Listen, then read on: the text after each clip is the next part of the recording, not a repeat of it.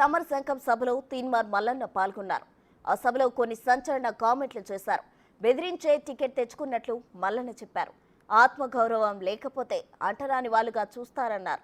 తనకు ఏ పార్టీతో సంబంధం లేదని వ్యాఖ్యానించారు. 2-3 రోజుల్లో సంచలనాలు బయటపెడతా అని తీన్మార్ మల్లన్న తెలిపారు. రాబోయేటువంటి 3-4 ఏళ్లలో మొత్తం బీసీ సమాజం అంతా ఒక్క తాటి మీదకి రాబోతా ఉంది. మనము శాస్త్రం చెప్పాలన్న రాజ్యాంగం మనం ఏమన్నది? శాస్త్రంలో క్లాసెస్ అని చెప్పింది, మనం తరగతులు అని చెప్పింది. అంటే ఒకే తరగతిలో ఉండేటువంటి బిడ్డలే బీసీలు. కాబట్టి మనము పొలిటికల్ గా అంతా చెబుతున్నాం. ఇలా ఒక బీసీ బిడ్డ సీటు సంపాదించుకోవాలంటే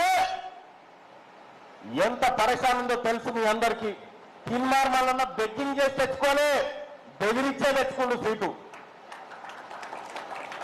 బెగ్గింగ్ చేయలే, బెదిరించే తెచ్చుకున్నా. నేను బెగ్గింగ్ చేయను, ఎవరిని భిక్షాం దేహి అని అడగను, నీ సంగతి ఏందిరా అని అడుగుతా. కాబట్టి ఆత్మగౌరవం అనేది చాలా ఇంపార్టెంట్ మిత్రులారా. మనకు ఆత్మగౌరవం లేకపోతే మనల్ని అంటరాని వాళ్ళుగా చూస్తుంది ఈ సమాజం.